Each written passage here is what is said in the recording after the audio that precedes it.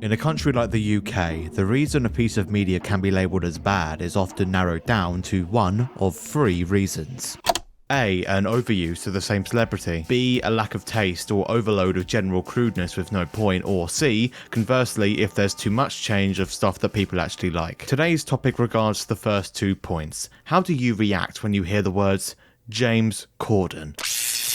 Yeah, I thought so. If you're British, he's best known for being the co-writer and co-star of the BBC sitcoms Gavin and Stacey and The Wrong Mans, whereas he's best known in the US as the most recent presenter of The Late Late Show, where his frequent lack of decorum is endlessly reported in the media and subject of many video essays. Although not the cleverest comedy ever, Gavin and Stacey with its pure charm established Corden and his co-writer Ruth Jones as prominent figures in British comedy. Corden later going on to present and appear in various other projects and strike a noticeable chemistry with the actor of the titular Gavin, Matthew Horne. After starring in a sketch show that was harshly panned by critics, the two went where any comedy acting duo naturally went. Mitchell and Webb made Magicians, Steve Coogan and Rob Brydon made The Trip, and James Corden and Matthew Horne made Lesbian Vampire Killers. Yep. This is real.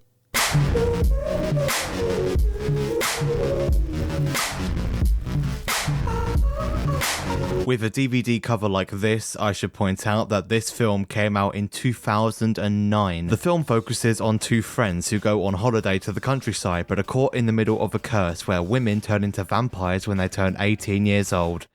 That is genuinely the plot. The film itself is a homage to classic 20th century horror films, particularly ones by the production company Hammer, for example, Dracula, The Curse of Frankenstein, and 1 Million Years BC. That's his actual name. Nowadays, as the focus of films have shifted to less studio-based, cheap B-movie flicks and more to newer trends and blockbusters, the filmography of Hammer sit quietly in the corner of the film industry, not forgotten but more uncared for. If I had to pinpoint a key inspiration for this, it would have to be The Vampire Lovers, and with a tagline like that, it just has to be good. I'll admit, I got a few looks when I was buying the DVD in my local charity shop when the lady at the till saw, "Warning, contains explicitly fit blood-sucking hotties," and the quote, "bloody fantastic" written on it. Sweat. Along with Corden and Horne in main roles, the film co-stars Mariana Buring,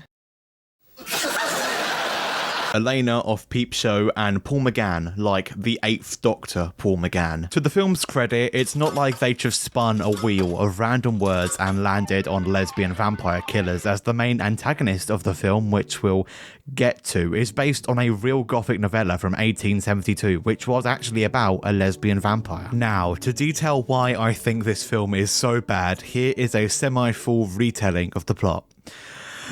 The film opens with credits that have the same font as the Angry Birds logo. Then there's a brief backstory explaining the origins of Carmilla, the titular lesbian vampire, and how the only person that could defeat her was this guy. He then produces a sword with magic, and just before he kills her, she curses his bloodline so that if any of his descendants mix with a virgin girl, she will resurrect. I mean, when you come up with the idea for your movie in the pub, it's surely a stamp of quality. Anyway, present day. This is Jimmy, who looks suspiciously similar to the other guy, and he gets dumped by his girlfriend to have an affair, while his friend Fletch gets fired from being a clown for punching a kid. Because of this, the two decide to go on holiday, initially abroad to Ibiza to get specifically Loads and loads of banny, a gargantuan amount of vagine. After realising they have no money, they decide to go somewhere in the UK instead. They throw a dart to pick a random location. It turned! I saw it! Which then lands in a place called Cragwich, which takes its name from a town of a similar name in Norfolk.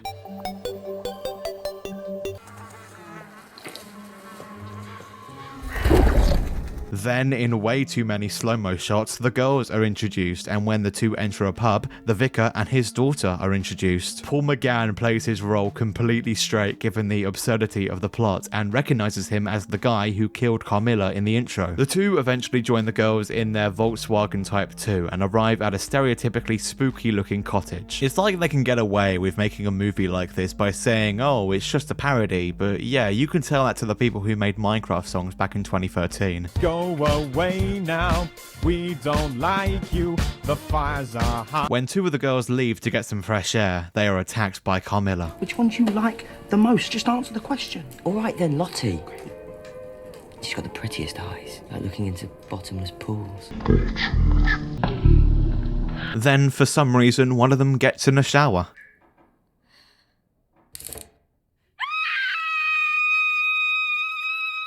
She also gets attacked. Somehow, Jimmy's now ex has tracked him to this remote location and she also gets attacked. Watching James play a trashy figure like this and also seeing his recent public image, you can be prone to disregard the genuine quality in his early career. Boys Unlimited, Cruise of the Gods, Fat Friends, and specifically the History Boys, which got him this part. But with the crude and sexual humour dialed up to the max in this, you can't help but just feel uncomfortable.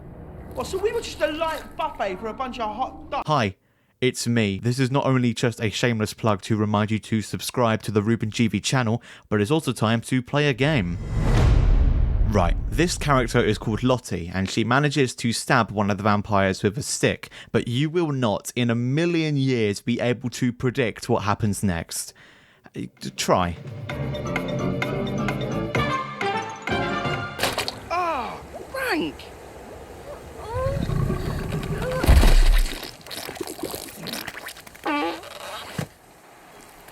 And that's special effects that would put Who Framed Roger Rabbit to shame. That's further proved when Jimmy's ex becomes a vampire and then attacks him, subsequently being killed. The vampires get into the cottage after being accidentally invited in, them discovering not only the birthmark left by Carmilla at the start, but also that Lottie is a virgin for Virgin Cruises. Virgin Megastore. The vicar somehow gets into the cottage as well, killing a vampire by putting it in the shower and then casting the water into holy water. Jimmy and Lottie get captured and are about to be sacrificed. Fletch and the vicar try to dig up the grave where the guy in the intro is buried, and the vicar's daughter becomes a vampire as she turns 18 years old. Just to prove how dated this whole concept is, I will read you now a genuine extract from a film website's interview with the director, Phil Clayton.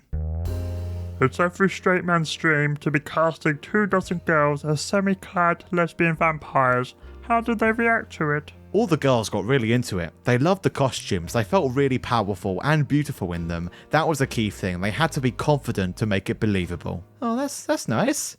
What a nice wholesome comment. When it came to the lesbianism, we really didn't have to do too much. Once one or two got going, they all did, and it became almost a contest of one-upmanship. Fletch and the vicar are digging up the grave to specifically find a sword that is the only thing that can defeat Carmilla, but also has...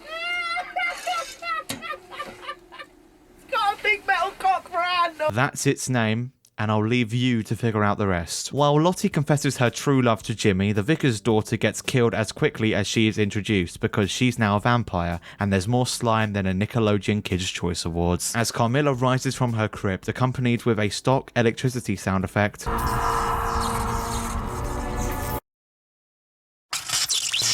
Jimmy and Lottie are freed from being bound somehow while Fletch forgets the sword. Dumbass! Carmilla finally rises, compulsory kiss, run away, big fight scene between vampire leader and Lottie, which ends with probably the hardest line ever. Sorry, you're not my type. And Jimmy finally takes the sword, throws it into Carmilla and defeats her, exploding into a ball of electricity preset effects and S_shake to top it off. Whoa, I know that seemed like quite a quick rundown of a very climactic ending, but honestly, that's it. It's hard to take a movie like this seriously when the main actors don't take it seriously either. Characters dip in and out whenever they want to, and I won't be able to convey it here properly, but the audio mixing is terrible. You have to turn your volume up all the way to hear a little quiet conversation, and then you get jump scared by some random licensed rock song blasting your eardrums. The credits are literally to a Shawaddy Waddy track. In the morning, all the vampires turn back into humans, although they're still lesbians. And Lottie and Jimmy kiss while Fletch, obviously serving as the comic relief, walks off. Are you suggesting we become lesbian vampire killers? That's what it takes. And that's the end. There's a hint to a sequel, but that obviously never happened. Lesbian Vampire Killers made over $3 million at the box office, surprisingly, and also making God knows more from dubs and DVDs. Although the film is deliberately quite tongue-in-cheek and the budget obviously prioritized set design, James has stated repeatedly that taking part in this was the biggest regret of his career. This film is the culmination of two relevant actors attempting to star in a forced, cheesy comedy horror, but with the marketing of slim women that show a lot of skin. By plot standards, acting standards, and just decency standards, this film is terrible, but its purpose as an ode to cheesy horror films of the past cannot be forgotten. The history of film should always be celebrated, whether you do it formally, normally, or like this, which is why I'm gonna set it free. Leave, my child. Experience the world where you can watch an actual good movie and not live every day rotting on a charity shop shelf. Oh, and by the way, you can watch 2 other videos. This one is about an even worse film. Goodbye.